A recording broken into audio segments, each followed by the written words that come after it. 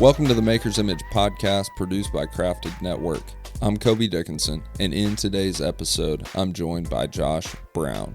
Josh is the founder of a company called His Productions, which is a well-established production studio in Northeast Indiana. They have produced Bible-based radio programming, TV broadcasts, and podcasts for over 24 years. I've personally had the opportunity to work with Josh and his team on a list of podcasts and voiceover projects over the years, and I'll be the first to tell you that they are not only easy to work with, but they're a joy to work with.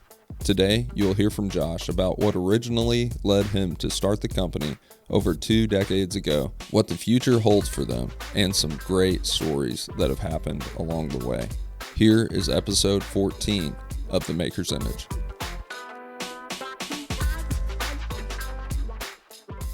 Josh, you have such a neat story, a unique ministry, and such a great taste in coffee that I'm sure we will talk about later on in this episode. But I'm excited for listeners today to be introduced to you, to hear your story today. So thank you for being on The Maker's Image.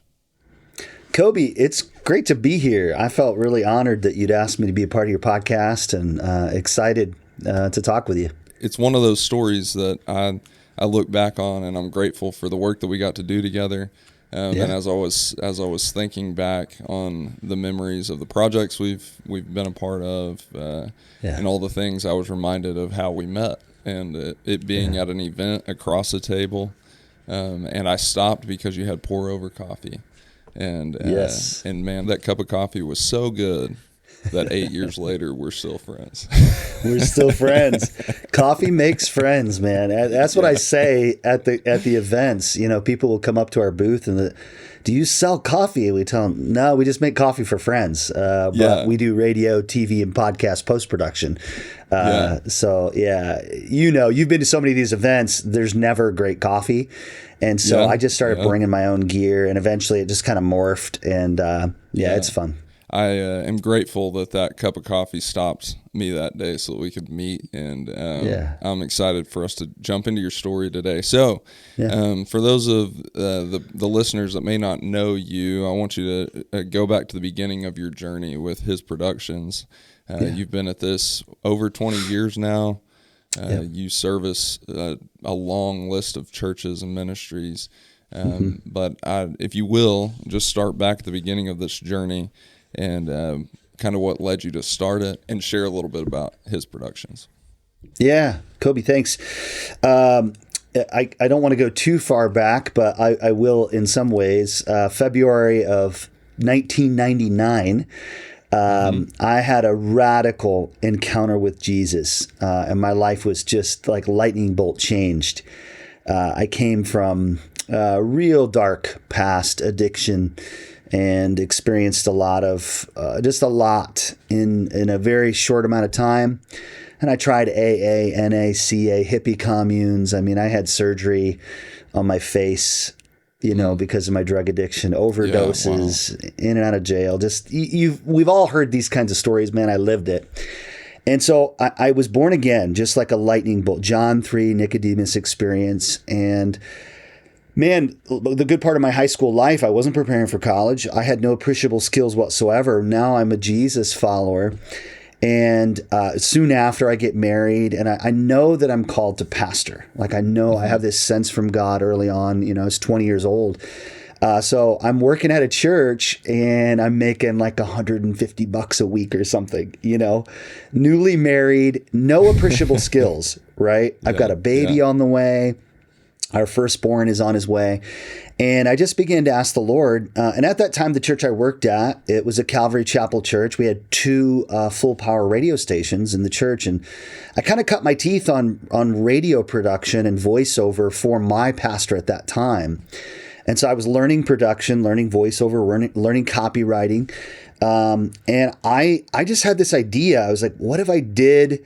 And I know it was from the Lord. What if I did what I do for my pastor, for other pastors? So I am in Blue Island, just outside of Chicago, and I'm at a Calvary Chapel pastor or a men's conference. And I'm a 20-year-old kid. I'm sitting at a lunch table, and I'm talking to these guys at the table, just telling them where I'm at. Like, we're financially struggling. We don't know what we can do. I'm useless. Like, I have no skills, nothing to offer the world. Like, I can't just go out and get a job. Hadn't been to college, nothing. Mm-hmm. And I explained my heart, what I wanted to do. And the guy sitting across the table, he wasn't the keynote speaker, but he was the lead pastor of that particular church. I didn't know that. His name was Steve Miller. And Steve said, "Hey, I want to hire you to produce my radio broadcast." And that's where his Productions was born. My first client, just kind of around a lunch table at a break at a men's conference. Yeah. And from there, things changed rapidly. And I shouldn't say rapidly in the first several years, but things changed quite a bit over the last 25 years. And I'll pause there. That's how we started his Productions. Yeah. Where we are today is considerably different, but.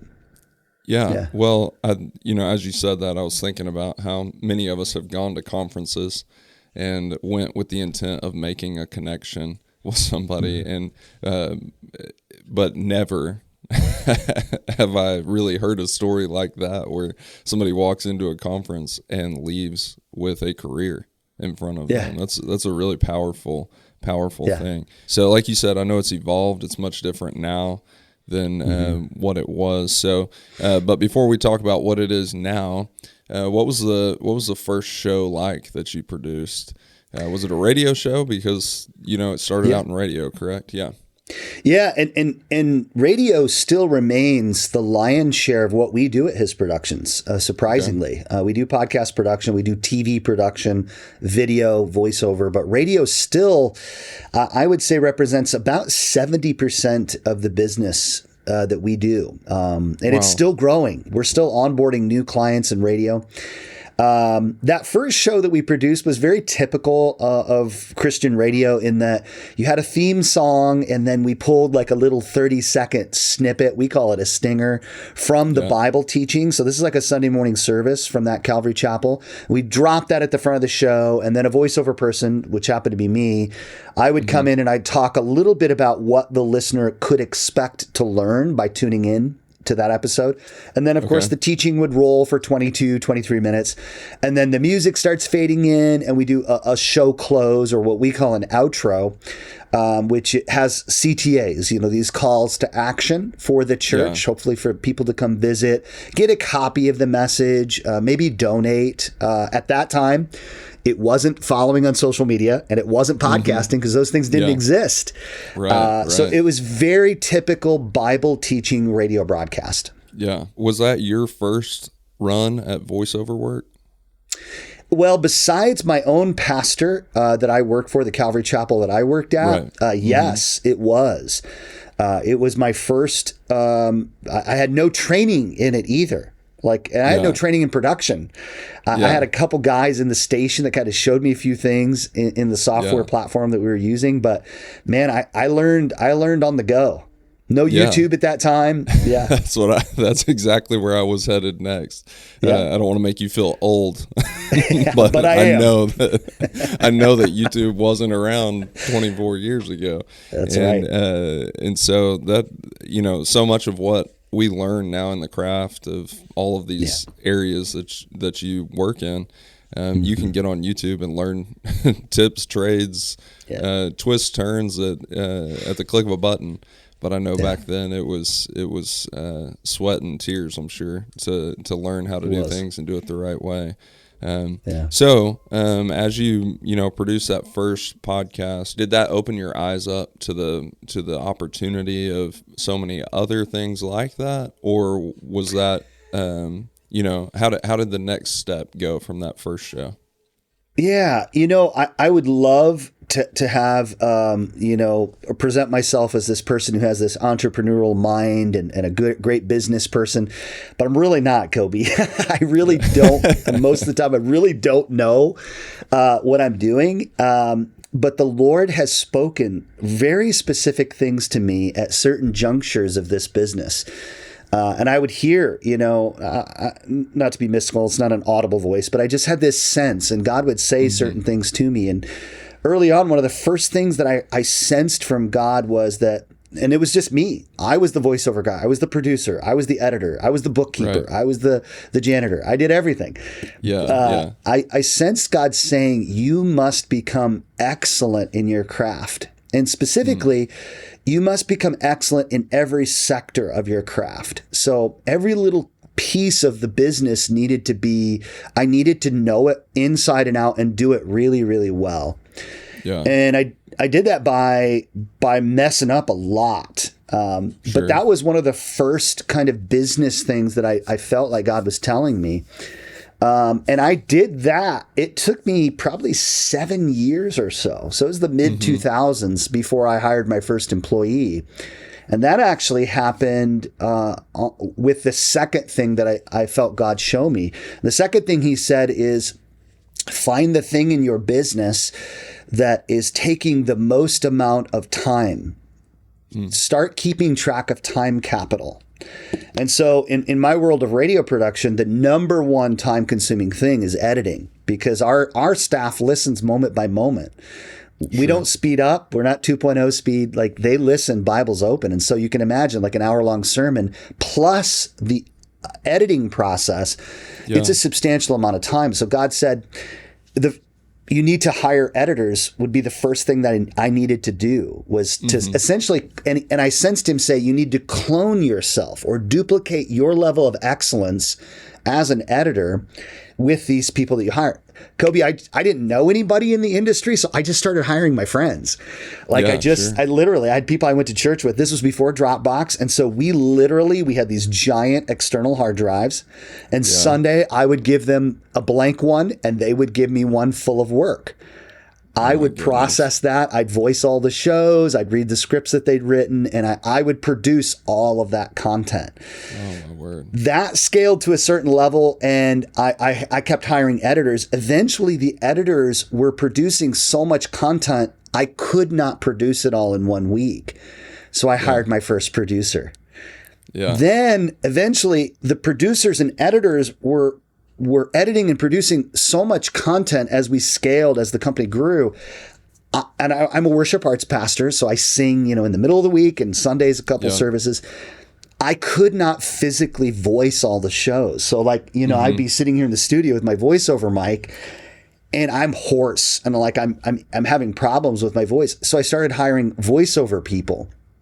From there, it really became about administrative and operational skills. It was, how do I wrangle this ragtag crew of people? Like, how do we systematize a business that is scaling to a place that requires a lot less of my inputs, but still needs to maintain that excellence? So I don't know if that was more than you wanted to know, but no, that's good. So I'm going to back up on what you said. Did you ever have one of those hard drives fail on you in the passing to and from? Oh, bro.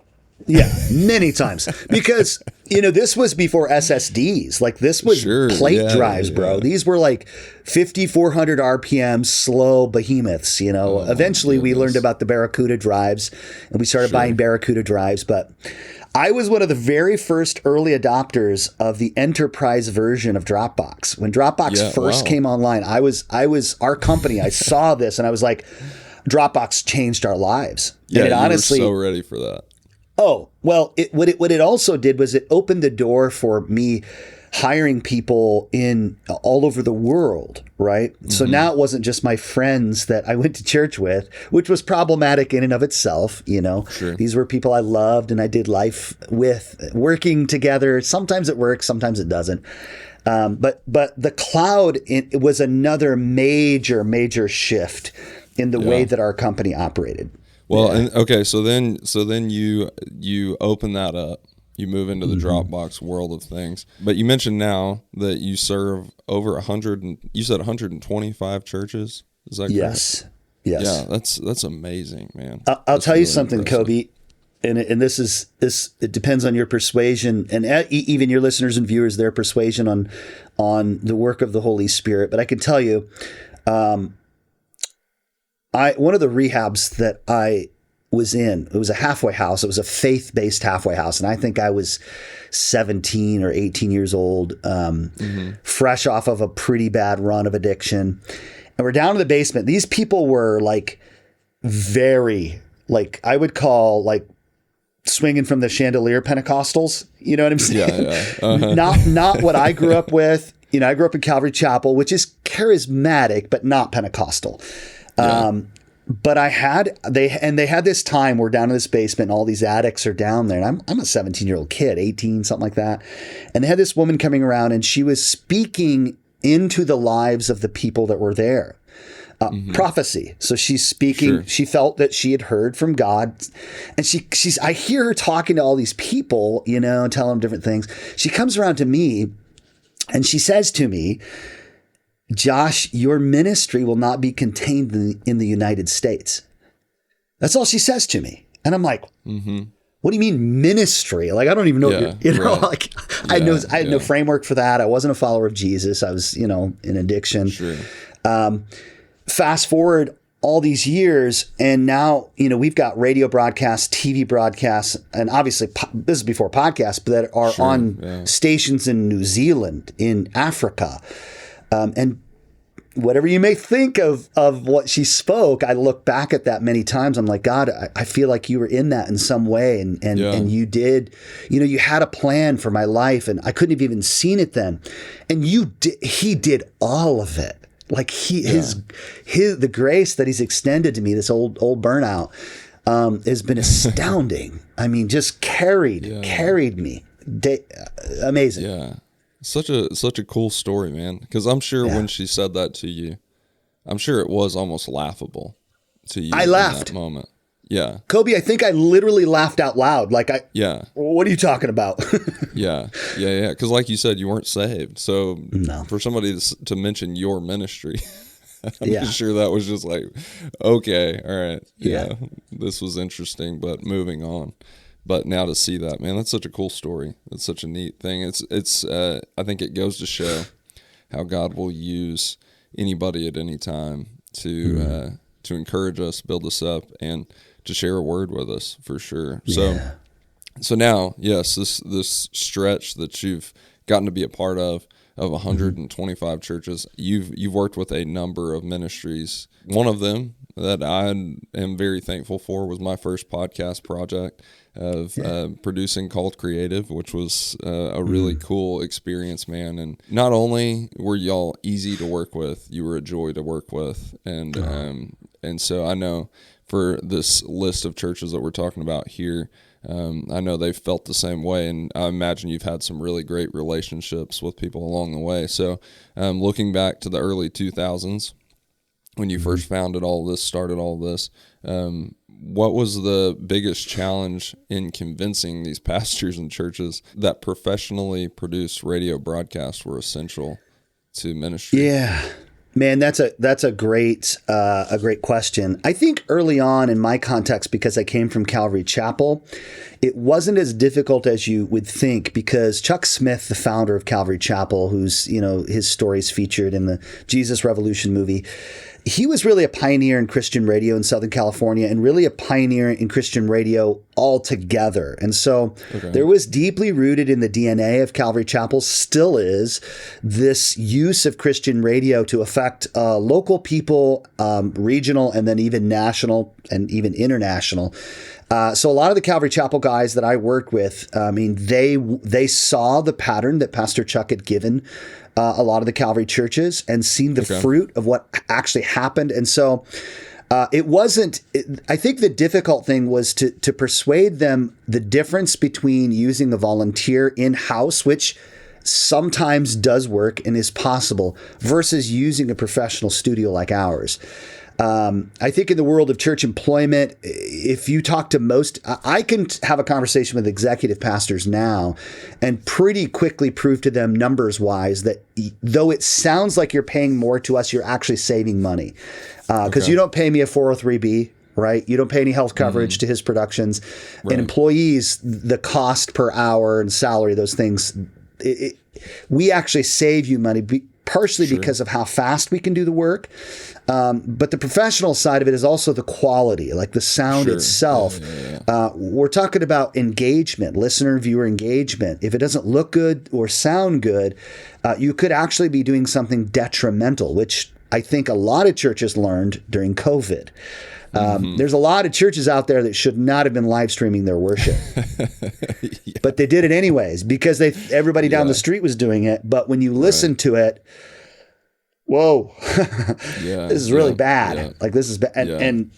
And we learned that lesson. So I think quality was probably the biggest component of that. We'll call it the sales side of it. Was proving to churches that you do need a quality presentation of the story of Jesus through your lens and your context in your church community. We've got some churches I've worked for over 20 years. Yeah. The same churches. Wow. And so we have long-term relationships. And those folks were on the larger side within and maybe more influential side in the Calvary Chapel world. And so it was pretty common for them to start telling their friends, hey, we have this solution for a problem that we had. We were like, how do we get our Bible teaching on the radio? We just send these guys the audio and they take care of it. So word of mouth, old fashioned kind of word of mouth marketing really was very effective. That was one of the components that added to our growth. Well, that's good. That's good. Well, thanks for sharing all of the backstory and all of that. Let's take a quick break. And then on the other side of the break, we'll talk about the more current things of what God's doing on this side of the story. Do you or your organization need new merchandise or promotional items? Then check out Crowder Concepts. Crowder Concepts is a promotional product distributor selling items like mugs, pins, and t-shirts. These memorable items provide advertisers a better cost per impression than almost every major marketing effort, such as TV, magazines, or the internet. Celebrating 20 years of business, Crowder Concepts' mission is to help you create long-lasting relationships with your clients through the power of promotional products. And it is able to supply you with every possible promotional product from over 3,000 suppliers.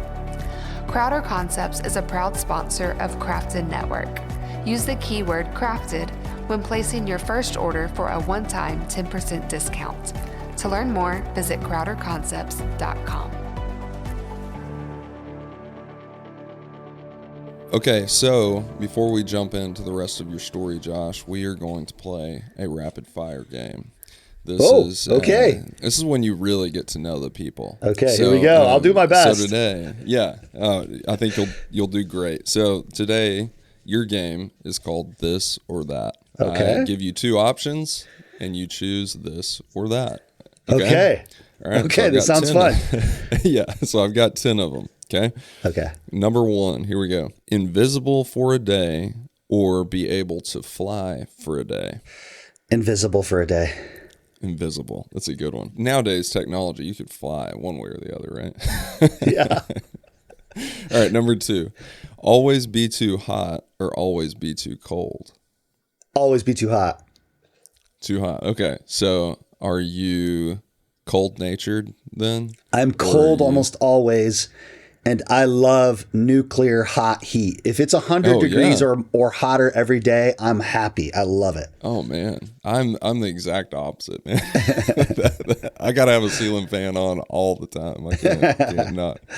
All right, number 3: online shopping or in-store shopping? I'd say online. The quicker, easier option.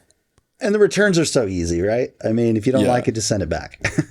That's true. And I mean, some of the places don't even make you send it back these days. It's true. It's unbelievable. It's true. All right, number 4: eat breakfast or skip breakfast? Depends on the day, but I'd say eat breakfast most days. Yeah. Number 5: pizza topping. Okay. Pineapple or no pineapple? No pineapple. No pineapple. I will eat pretty much any kind of pizza that there is, but I know in the purist side of things, people are like, no, pineapple's not a thing. Italians particularly, they're like, well, what are you talking about? That's true. That's true. All right, number 6. Always have to yell everything or only be able to whisper everything? I would say only be able to whisper everything because there's enough noise in the world. Yeah. When I put that on here, I thought, I bet Josh has just thought about that question over and over. It's such a random thing. All right, here's another one. A physical book or an audio book? Physical. Yeah. Absolutely. Yeah, I got to mark it up. Number 9, window seat or aisle seat? Window. Window seat. Yep. Really? Okay. Yeah. All right. Yeah, every once in a while I want to pull up the thing and look outside to see what's going on. Then I'll go back to my book. Yeah, and you travel a lot. So I'm assuming you book that window seat a whole lot. I'll take whatever. I'm a cheapo, so I don't want to pay for it. I'll just take whatever. Unless I go to the West Coast. When I fly to the West Coast, I fly a particular airline and I do pay for a seat because it's like a 4-hour flight for me. Yeah. But otherwise, I just take whatever goes. But if I had to pick, it would be window. Okay. Here's number 10, the last question. Okay. All right. It may be the most important one of all of them. Okay. Be a human-sized ant or an ant-sized human. Ant-sized human. Okay. All right. So you'd be Ant-Man. Yeah. Smaller, quieter. If I have to whisper everything for life and I'm the size of an ant, hey, sounds good. Hey, it all goes together, right? Yeah. It makes sense. You get a theme in my answers here. Oh, that's good. All right. Well, that's fun. Thanks for sharing a little bit more about yourself through those. Through that game. That was fun. That was good. Okay, so now let's get back into your story. Let's look at the more current side of the story of his productions, of your personal story. So as the industry, not necessarily shifted, but added podcasting in from just being radio to now this new thing called podcasting coming along. How did you and your team navigate that change and add that in to your arsenal? Well, we encouraged everybody to think about it this way, and I still say this same thing.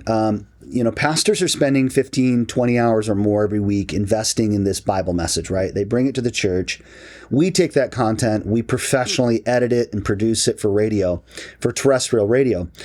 Why wouldn't you double dip, essentially, and just push that produced content out into the podcast world? So we call that the shallow end of the pool of podcasting. That's really the gateway, but it's the most pain-free, friction-free thing for our clients because it doesn't require them to buy equipment or, get a nice microphone or any of that kind of stuff. So that's kind of been the biggest thing, is just encouraging people. This is another medium of outreach, and it's a big one. And then the deeper end of the pool, obviously, is what you and I are doing right now, which is dialogue. Right. Dialogue and conversation is king of content in the podcast world. It's why the Carey Nieuwhofs are just killing it, et cetera. Joe Rogan, So that's kind of how we explained it to churches. Yeah. So I grew up East Texas, out in the woods, town of 5,000 people.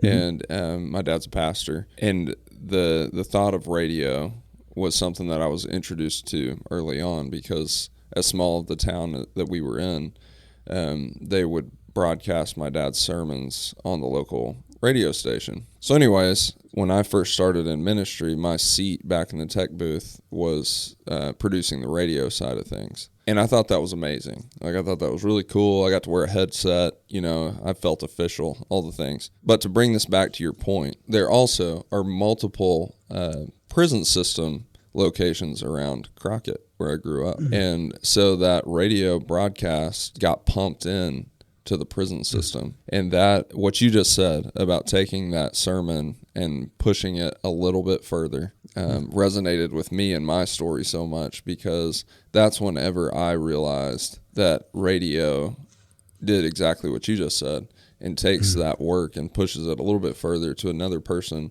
that had no opportunity to be in the room when it was preached. And then, so I'm learning this as a teenager. And then my dad, one day I bring it up to him, and he starts showing me these letters that he gets in the mail back from prisoners that would be impacted by his sermons. And I remember just sitting there talking to him, tears in his eyes, of just man, God is using this past the room and it being an impactful thing. Wow. And I believe that God used that time to show me that all of these things that we do, all the things that his production works in, furthers that gospel just a little bit further. And it's sometimes much further, not just a little bit, much, much further. Anyways, as you said that, it resonated so much with my story of when I first understood what you just said, of the fact that God takes these things and furthers it through these tools that we have. So whenever podcasting came in for you, so you're already working in all the radio stuff, podcasting comes in, you're explaining this to churches. Was there a pivotal moment that made you realize that podcasting was going to be a future tool that was going to be here for a while? Yeah, I mean, I've got some clients that they've been podcasting since podcasts came out. I mean, many, many years. I think when I started hearing personally the dialogue side or the conversation side of podcasting that was more like interview style, and how engaging that was, and how much that I think removed sort of the stratification of other media realms. I was really excited about it, and that became, as I became a greater consumer of podcasts myself, which I'm terrible. I listen to so many podcasts. It just kind of continues my journey with Jesus. So podcasting is just a way to receive teaching and instruction in my own life. Okay, so was there a specific church or pastor that you've worked with over the years whose story was so significant? I know you've, as we talked about earlier, worked with over 120 churches. So what's a moment in all of that a church has really just jumped out and been a moment that impacted you? Yeah, gosh, it's been probably 10 or more years ago. I began seeing these 2-minute messages pop up on my Facebook feed for Daniel Fusco, who's the lead pastor of Crossroads Community Church in Vancouver, Washington. And something just about, I mean, I knew a lot of hippie-like people like him. I mean, he just has this kind of crunchy vibe. He's got long dreadlocks and Birkenstocks and just, he has this whole vibe and the way that he talks. And he's a jazz musician, but he's super cerebral. He's very, very intelligent. So I started seeing these 2-minute messages, and I thought to myself, business aside, I just want to be a part of furthering God's voice through this person. It's God's message, but so I stood in line at a conference like everybody else, and I just went up to him and I said, "Hey, Daniel, this isn't really a business tactic. I want to take your 2-minute messages that you're doing on Facebook, and I want to produce those, and I want to distribute those, syndicate them nationally on radio. I think they're phenomenal. They're just these little snippets of content." And that started the relationship with Daniel and the church at Crossroads. And now we produce for many years, we've produced their radio broadcast Monday through Friday, their podcast, which is also Monday through Friday, and then also their TV broadcast we produce weekly. And that goes on the Hillsong channel and a lot of other TV broadcasts. So that was a very pivotal moment, I think, just because there was such a connection kind of to the way that he communicated. Still remains that day. One of my favorite people that I get to work for. And I am still the voiceover. I'm still the host of those shows. Yeah, I don't host a lot of shows anymore, but I've hosted that show. And I've got some other shows I've hosted for over 20 years. Yeah. Yeah, that's really neat. That's a neat story of, again, moving in the Spirit, feeling led to be a part of this, reaching out, and now God does something unheard of, right? It's amazing how that happens when we just follow the Spirit. Unheard of stuff happens. That's a neat story. That's really cool. So as you look ahead, what's the legacy that you hope to leave through all of this work? Yeah, for me, it's all about change. I want to see people's lives changed. My life was changed early on as a new believer listening to Christian radio and being discipled. And now it's being changed by listening to podcasts that are just really ministering to me. So long term, His Productions is a company that partners with churches to get the story of Jesus out into the world. We like to call ourselves deacons of media. We tend the tables of media so that pastors can devote themselves to prayer, teaching the word, and ministering to the saints. Don't kerchunk. Don't do the techie stuff.